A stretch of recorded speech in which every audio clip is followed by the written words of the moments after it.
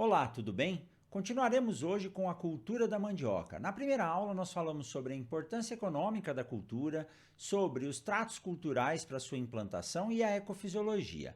A partir de agora, nós damos sequência com as diferenças de colheita da mandioca para a mesa e a mandioca para a indústria.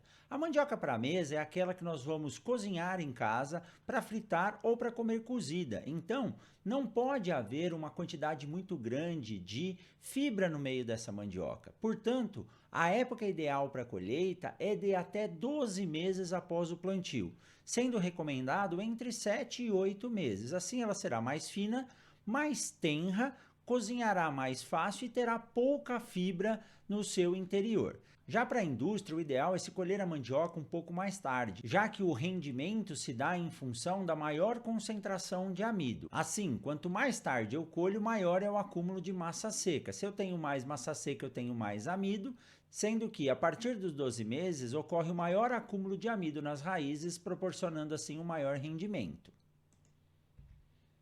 Quanto à época de plantio, o plantio da mandioca se dá preferencialmente no início do período chuvoso, entre agosto e setembro, onde nós temos aumento das chuvas e também aumento da temperatura. Se eu atrasar esse plantio, tornando ele mais próximo do período de repouso, eu vou ter um menor período destinado ao engrossamento da raiz, que é a fase 4. Lembrando que o período de repouso é aquela fase em que há redução das chuvas e redução também das temperaturas.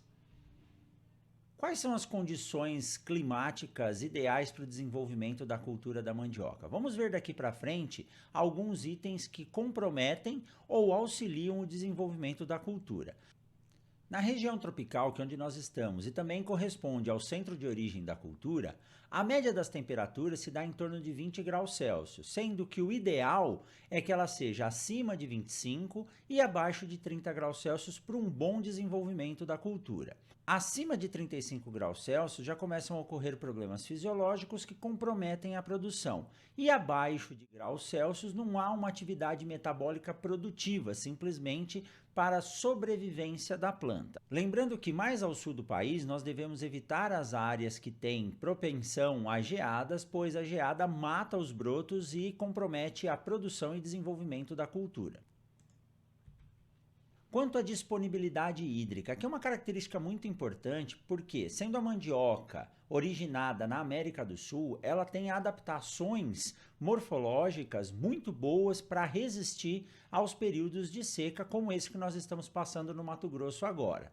Ela apresenta tolerância moderada à falta de água. Quando nós falamos que uma planta apresenta tolerância à falta de água, não devemos entender que essa planta pode ser conduzida, plantada e produzida numa região onde não há disponibilidade hídrica. Isso é um recurso estratégico para uma característica ou para uma condição, lembrando que toda e qualquer deficiência causa o estresse à planta e assim reduz a sua produção. No caso da mandioca, o sistema radicular ele é bem vigoroso, principalmente por estabelecer associações com micro-organismos de solo que favorecem a absorção de água e também a absorção de fósforo. Nós já falamos disso a respeito das micorrízas. Outras adaptações anatômicas que a planta da mandioca possui são folhas com estômatos na face inferior, um grande número de pequenos estômatos. Veja bem, ela possui um grande número de pequenos estômatos na face inferior da folha, permitindo assim uma rápida resposta à falta de água. Então aqui nós temos uma foto que mostra alguns estômatos e na folha da mandioca eles são diminutos e em grande quantidade. A captação e consumo econômico de água por essa cultura justifica a tolerância a períodos secos, sendo que a planta consegue sobreviver e não compromete tão seriamente o seu desenvolvimento. Mas, se houver a disponibilidade de água através da suplementação com o sistema de irrigação, a produtividade será potencializada. Disponibilidade ideal para a cultura da mandioca é em torno de 1.000 a 1.500 milímetros de água por ano. Quanto à necessidade de luz, a planta da mandioca ela é muito bem adaptada ao clima tropical, então o ideal seria um fotoperíodo de 12 horas de luz e 12 horas de escuro para sua máxima produção e produtividade.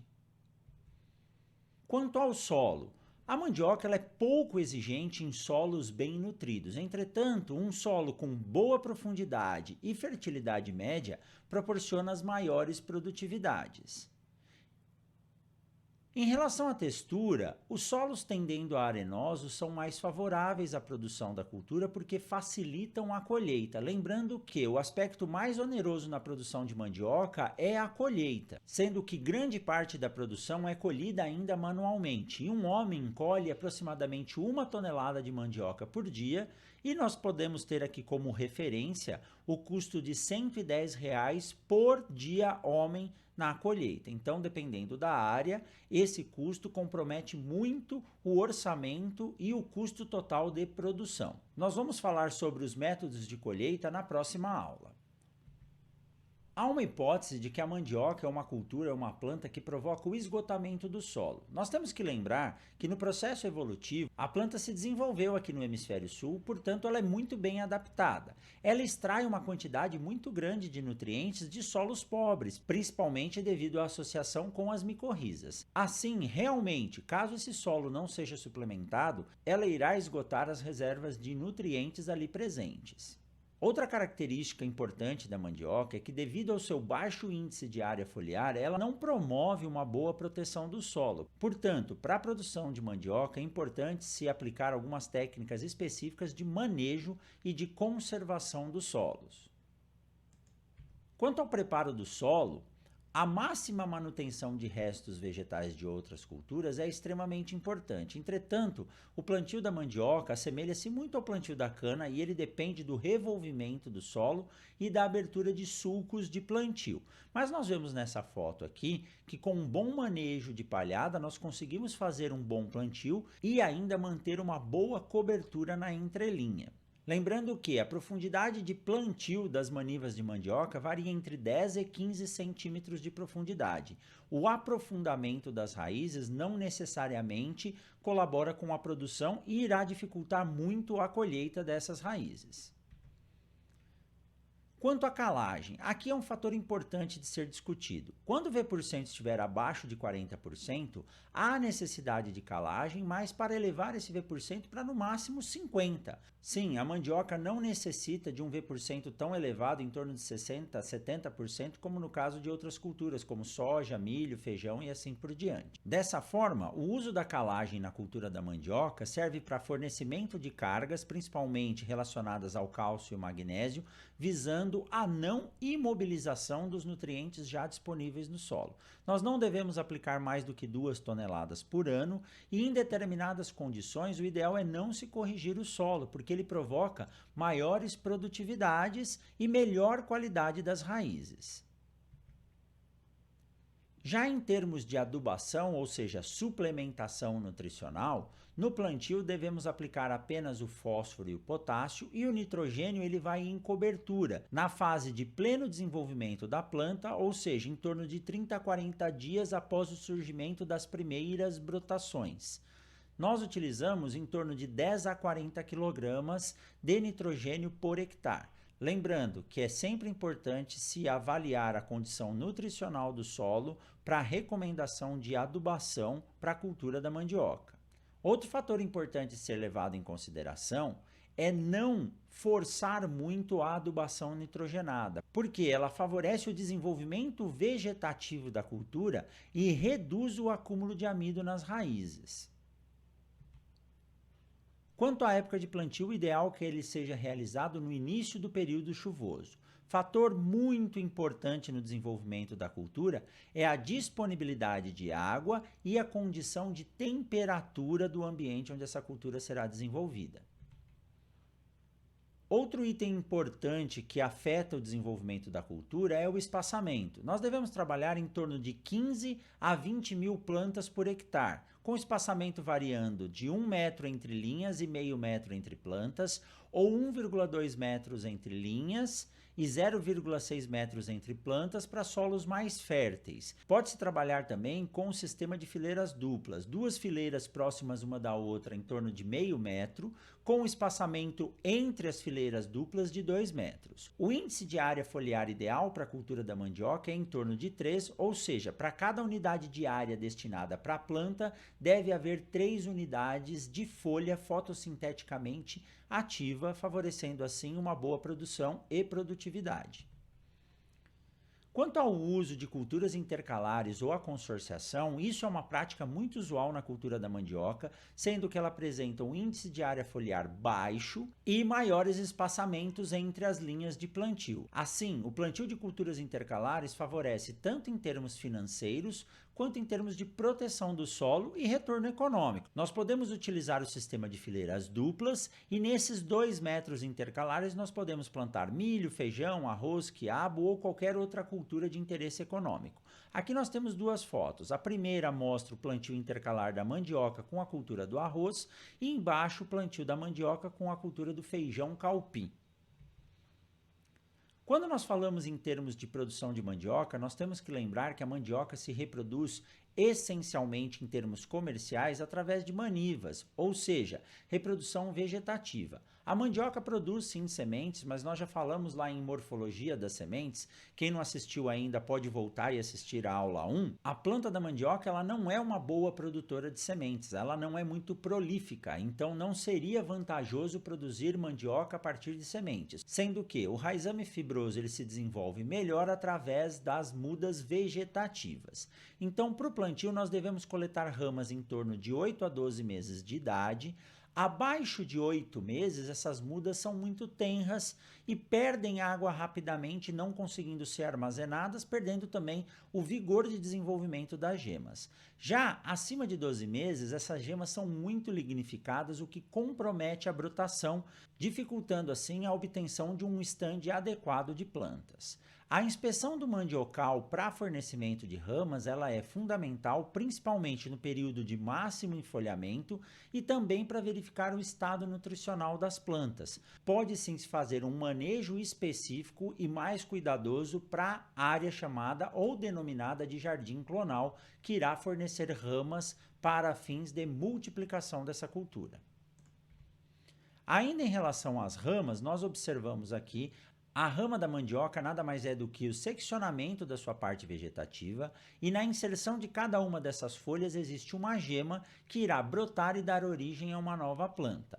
O tamanho das manivas ele varia muito em função da região, mas o ideal é que nós tenhamos em torno de 4 a 6 gemas por maniva. Quanto à taxa de multiplicação da mandioca, via semente ela é muito baixa, ou seja, uma planta vai produzir em torno de 5 a 6 sementes. Quando comparada com o milho, que produz em torno de 300 sementes, nós vemos que não é viável se produzir sementes de mandioca, somente para fins de melhoramento genético. Já 1 hectare de mandioca ele vai fornecer a chamada rama ou maniva para se plantar em torno de 5 a 6 hectares. Para se plantar 1 hectare de mandioca, nós precisamos em torno de 4 a 5 metros cúbicos de ramas, o que equivale a aproximadamente 200 kg por metro cúbico. Com esses dados, nós podemos programar e, assim, estabelecer uma programação para o replantio e condução das culturas futuras. Quanto ao manejo de plantas daninhas na cultura da mandioca, ele é muito importante, entretanto, ele eleva, sim, o custo de produção. Lembramos que a competição ou a mato-interferência ela se dá principalmente no início do desenvolvimento da cultura. A alelopatia, que é a ação de exudatos ou de substâncias das plantas daninhas que podem comprometer o desenvolvimento da cultura, é outra característica que afeta o desenvolvimento da mandioca. O manejo de plantas daninhas eleva o custo de produção. Dependendo da forma de plantio e do investimento nessa cultura, ele não é recomendado. Já se eu não realizar o controle do mato nas entrelinhas, eu vou ter também o aumento do custo de produção em função da maior dificuldade na colheita. Algumas plantas daninhas podem afetar a qualidade final da mandioca, a exemplo da tiririca, que é uma planta daninha que perfura as raízes de mandioca, permitindo assim a entrada de fungos saprofíticos e reduzindo a qualidade do produto final, principalmente para a mandioca destinada à mesa, além de que as plantas daninhas podem servir de hospedeiras para as pragas e doenças. O período de interferência dessas plantas daninhas na cultura da mandioca, ele pode chegar até no máximo 4 meses quando há o fechamento pleno da cultura. Já o período anterior à interferência, ou seja, aquele período em que a cultura convive normalmente com a planta daninha sem que haja interferência, gira em torno de 30 dias. Assim, o período crítico de controle da interferência se dá entre 30 e 90 dias, sendo um total de 60 dias. Lembrando que esses valores em termos de dias variam muito em função da região em que essa cultura está sendo desenvolvida, pois o desenvolvimento fisiológico da cultura depende muito da soma térmica da região e vai afetar assim o seu ciclo. Portanto, um fator importante de se levar em consideração em relação às plantas daninhas é manter a cultura no limpo, principalmente na época de colheita, pois facilita o processo e 80% da produção nacional de mandioca é colhida manualmente. Sendo assim, o processo de colheita no limpo reduz o custo de produção e aumenta a eficiência desse processo. Como deve ser realizado o controle de plantas daninhas na cultura da mandioca? Nós devemos lembrar que as raízes estão dispostas no solo. Se eu utilizar um cultivador mecânico, eu posso danificar essas raízes. Assim, o controle manual ou mecânico ele pode ser feito principalmente no início do desenvolvimento das culturas, onde as raízes feculentas ainda não estão desenvolvidas. Já o controle químico com herbicida não seletivo, com jato dirigido na entrelinha, ele é recomendado para as fases já de desenvolvimento da cultura, principalmente a partir da fase 4, onde há o desenvolvimento das raízes feculentas. É importante lembrar que em algumas situações a presença do mato pode auxiliar a proteção do solo, a proteção das raízes e o desenvolvimento da cultura. Aqui no Mato Grosso, onde nós passamos um período de 4 meses sem chuvas e com sol muito intenso, é importante manter uma cobertura vegetal para aquela mandioca que foi plantada no final do período chuvoso. Isso ajudará a diminuir a temperatura do solo e a perda de água pelas raízes, favorecendo assim a sua manutenção para que quando haja retomada do período chuvoso, essas raízes possam continuar o seu desenvolvimento. Muito bem, finalizamos assim a aula 2 sobre a cultura da mandioca. Nos vemos na próxima aula. Até mais!